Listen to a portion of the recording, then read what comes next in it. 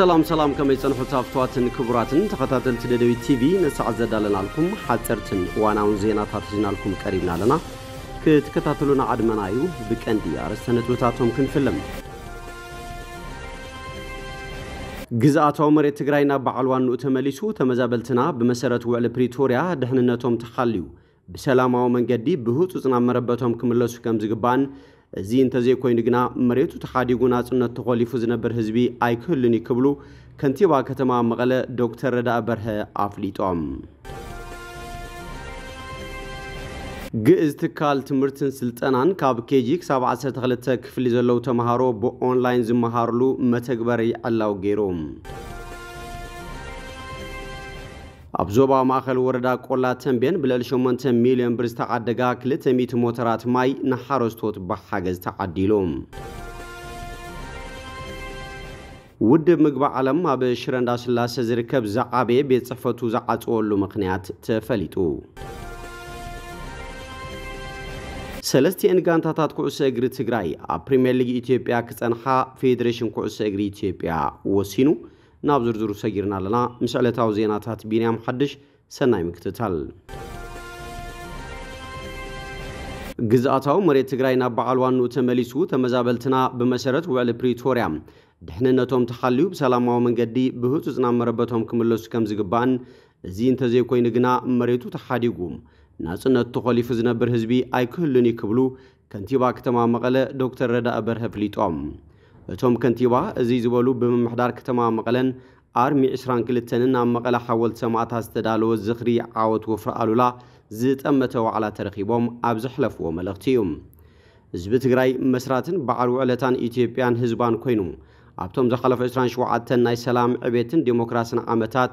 ሪአቶ ዘይትፈልጥ ዓለም ዝመስኮሮ ለውጥን ዕቤትን ንኽተመዝግብን ከተርእን ኩሉ ዓይነት መስዋዕት ዝኸፈለ ዋላ እኳ እንትኾነ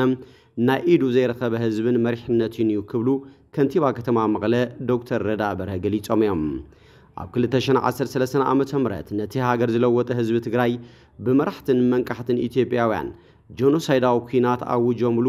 ካብ ዝተፈላለዩ ሃገራት ዓለም ዘራያት አኪቦም ንህዝቢ ትግራይ ንምጥፋእ ትግራይ ካብ ካርታ ዓለም ንምሕኻኽ ب360 ዲግሪ ከቢቦም ኩሉ ዓይነት ናይ ጥፋት መንገዲ አውጆምሊኦም ዝበሉ ዶክተር ረዳይ ይኹን እምበር ብሳላ ሓድነትን ስምረትን ህዝቢ ትግራይ ብሳላ ብቑዕ መሪሕነትን ጅግንነትን ሰራዊት ትግራይ ነቲ ያብለል ህዝቢ ትግራይ ዝተአወጀን ዝተፈጸመን ጆኖሳይድ ንምፍሻል ንልዕሊ 8 ኣዋርሕ ብዝተገበረ ፈታንን መሪርን ቃልሲ ብጥበብን ጅግንነትን ሰራዊትናን መሪሕነቱን ሰነ 21 2013 ዓመተ ምህረት ንዋና ከተማ ትግራይ መቀለ ሓዊሱ ብርክት ዝበላ ከባብታት ትግራይ ሓራ ከወፃን መንግስት ትግራይ ናቦቱ ክምለስን ከም ዝኻለ ዘኻኺሮም ኣብቲ ዝተኻየደ ናይ መኸተ እዋን ጾታ ይኹን ሃይማኖት ዕድመ ይኹን ከባቢን ከይፈለየ ኩሉ ትግራዋይ ነቲ ወራር ንምምካት ከም ህዝቢ ዓሲሉ ንጸላቱ ሕንዚ ኮይኑ መኪትዩ ክብሉ እውን ገሊጾም ኣብቲ ዝተኻየደ መኸተ ግደ ዲያስፖራ ትግራይ ከምቲ ኣብ በረኻን ኣብ ከተማን ኮይኑ ይቃለስን ይምክትን ዝነበረ ትግራዋይ ማዕረ ኮይኑ መኪቱ ዝበሉ ዶክተር ረዳ በርሀ ብፍላይ ድማ ኣብ ዓወት 21 ሰነ መቀይሮ ነጥብ ዝነበረ ኩናት ወፍራ አሉላ ረዚን መስዋዕት ተኸፊልዎ ወሳንን አንጸባራቅን ዝኾነ ዓወት ዝተሓፈሶን ጅግንነትን መሪሕነትን ሰራዊት ትግራይን ሓድነት ህዝቢ ትግራይን ኣብ ዓለም ተኸልዑ ዝተረኣየሉ ኮይኑ ሓሊፊኡ ክብሉ ገሊጾም እቶም ከንቲባ ካብ ዝፍረም 2 ዓመታት ዘሕለፈ ውዕለ ፕሪቶሪያ እቲ ዝተፈረመ ውዕሊ ናብ ተግባር ብዘይ ምሽራፉ ክሳብ ዛ ሰዓት ሞትን ጥሜትን ህዝቢ ትግራይ ክዛሪ ከም ዘይከኣለን ላላውነት መሬት ትግራይ እውን ናብ በዓልዋኑ ኣብ ክንዲ ምምላስን ወረርቲ ሓይልታት ክወፁ ኣብ ምግባርን መንግስት ፌደራል እቲ ኣብ ፕሪቶሪያ ዝተፈረመ ውዕሊ እናጎዘየ ዝተመዛበለን ዝተሰደደን ህዝብና ንልዕሊ 5 ዓመት ተጸባይ ሓገዝ ኮይኑ ኣብ ንፋስን ቁርን ኣብ ፀሓይን ጥሜትን ተቃሊዑ ይነብራሎ ክብል ገሊጾም ስቃይ ተመዛበልቲ ከብቅዕ ውድብ ሕወሓት ምስ ግዚያው ምሕዳር ትግራይ ብምዃን በሰላማዊ መንገዲ ክምለሱ ዝተፈላልዩ ጻዕርታት እናገብረ ዋላ እኳ እንትኾነ ክሳብ ሕጂ ሰማዓይ ክረክብ ኣይከኣለን ዝበሉ ቶም ከንቲባ ሕጂ እውን ደጋጊምና ንጽውዖ ነገር እንተሃለወ ግዛአታው ሓድነት መሬት ትግራይ ናብ በዓልዋን ተመሊሱ ተመዛበልትና በመሰረት ውዕለ ፕሪቶሪያ ድሕንነቶም ተሓልዩ በሰላማዊ መንገዲ ብሁት ጽናመረበቶም ክምለሱ ተዋዓልትን መዋዓልትን ወገናት ከገድዱን ክግደዱን ይግባእ ዝበሉ እቶም ከንቲባ እዚ እንተዘይ ኮይኑ ግና መሬቱ ተሓዲጉ ናጽነቱ ተቆሊፉ ዝነብር ህዝቢ ከም ዘየለ ኣስሚሮምሉ ውድብ ሕወሓት ኮነ ግዚያው ምሕዳር ትግራይ ሕሪኦም ሰላም ይዝበሉቶም ከንቲባ ኩሉ ነገር በሰላም ክውዳ ليتن قترن يسعر ولا كوانت هالو بمداي مدرادر تأكلات جنام نخبرن تعجزتن تدلاي سلام زخون حزب تግራይ زي متن متعنقافات يفتر كم زليوم قليصوم ስለዝኾነ ብጥሜት ብፀሓይን ቁርን ተመዛበልቲ ናይ ጠላዕ ምጽዋት ዝመስሉ አካይዳታት ተጠው ክብሉ እቲ ምስ ውድብ ሕወሓት ዝተፈረመ ውዕል ፕሪቶሪያ እውን ንኽፍጸም ኩሉ ደላይ ሰላም ክጽዋዕ ሓቲቶም ውድብ ምግቢ ዓለም ኣብ ከተማ ሽረ እንዳስላሴ ዝርከብ ዘዓቤ ቤት ጽሕፈቱ ዘዓጽወሉ ምኽንያት ተፈሊጡ ውድብ ምግቢ ዓለም ሕብራት ሃገራት ኣብ ሰሜናዊ ምዕራብ ትግራይ ብዙሓት ተመዛበልቲ ዝርከብሉ ከተማ ሽረ እንዳስላሴ ዝነበረ ዘዓቤ ቤት ጽሕፈቱ ከም ዘዓጸወ ክግለጽ ፀንሕዩ ካብ ተመዛበልትን ሰራሕተኛታት እቲ ትካልን ዝተረኸበ ሓበሬታ ከም ዘመላኸቶ እቲ ትካል ኣብ መወዳእታ ሰነ ነቲ ዘዓቤ ቤት ጽሕፈቱ ክዓጹ ዝተገደደ ብሰንኪ ሕፅረት ባጀትን ዳግመ ውደባ ስርሒታትን ከም ዝኾነ ተገሊጹ እቲ ቀንዲ ኣከፋፋል ረድኤት ሕብራት ሃገራት ዝኾነ ትካል እዚ ውሳነ ዝውስን ዘሎ ኣብቲ ብኣማይ ተሸሓት ዝቁፀር ካብ ምዕራብ ትግራይ ዝተፈናቐለ ተመዛባላይ ኣብ ከቢድ ኩነታት ከም ዝርከብ ኣብ ዝግለጸሉ ዘሎ እዋን ምዃኑ ድማ ሻቑለት ፈጢሩ እዩ ኣብ ዝቐረባ እዋን እቶም ተመዛበልቲ ክረምቲ ቅድሚ ምእታው ናብ ዓዶም ክምለሱ ብሰልፍን ዝተፈላለዩ መንገድታትን ተቃውሞ ከስምዑ ቀንዮም እዮም ኣብ ዝሓለፉ ሒደታዊ ረሓብቲ ማእከል ኣስታት 300 ተመዛበልቲ ብጥሜትን ሕማምን ህይወቶም ከም ዝሰኣኑ ድማ ፍልፍላት ኣረጋጊጾም ሓላፊ ቤት ጽሕፈት ከባቢያዊ ቤት ጽሕፈት ውድብ ምግቢ ዓለም ትግራይ ሌቫን ትታችዋ ንኣዲስ ስታንዳርድ ኣብ ዝሃቦ ሓበሬታ ቤት ጽሕፈት ሽረ ንዓጽወለና ኣብ ዞባ ሰሜን ምዕራብ ነሳልጦም ስራሕትና ካብ መቐለ ኮይና ክንቅጽሊና ክብል ድማ ተዛሪቡ ሓላፍነት ምዕዳል ምግቢ ናብቲ በኣሜሪካ ዝምወል ዘይመንግስታዊ ትካል ሓበራዊ ህጹጽ ስርሒት ይሰጋገር ከም ዘሎን ውድብ ምግቢ ዓለም ድማ መደብ ኣመጋግባ ምገባ ኣብ ኣብያተ ትምህርትን መደባት ምጽዋርን ምትግባርን ክቅጽል ምዃኑ ገሊጾም ይኹን እምበር ቢቢሲ ካብ ኣዋሃድ እቲ ማእኸልን ሓኻይምን ምዕጻውቲ ቤት ጽሕፈት ዘረጋገጸ ኮይኖም እንተኾነ ካብ ኣቶም ዝተረኸበ ሓበሬታ እቲ ረድኤት ናይ ምዕዳል ሓላፍነት ናብ ትካል ኣገልግሎት ረድኤት ካቶሊክ CRS ከም ዘመሓላለፎ የረድም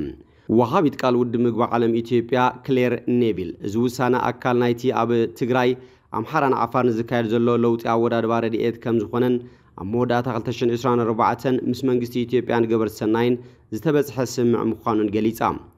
ወሲኻ ውድብ ምግቢ ዓለም ንልዕሊ 280,000 ህጻናት ኣደታትን ንኣሽቱ ሓረስቶትን ብዝተፈላለየ መንገድታት ይድግፍ ኣሎ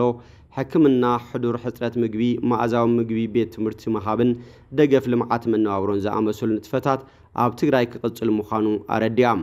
ብተወሳኺ ኣብ ትግራይ ዝካየድ ስርሒታት ካብ ቤት ጽሕፈት መቐለ ክመሓደር ምዃኑ ንምፍላጥ ተኻኢሉሎም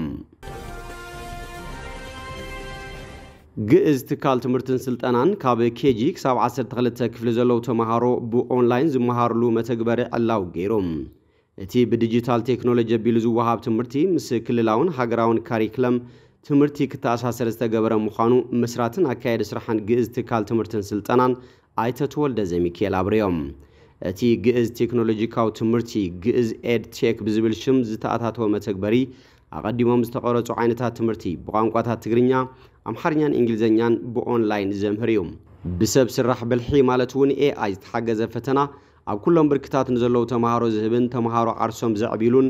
ዝምዝንሉን ዕድል ዝፈጥር ምዃኑ ነቲ መተግበር መሰረት ገይሩ ኣብ ዝቀረበ መብርሂ ተገሊጹ እዩ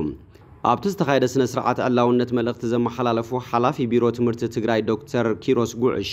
ኣብ ዓለም ብኦንላይን ኣብ ፍልጠትን ክእለትን መሰረት ዝገበረ ከይዲ ትምህርቲ ዝመርሖ ቁጠባ ይህነጽ ከም ዘሎ ተዛሪቦም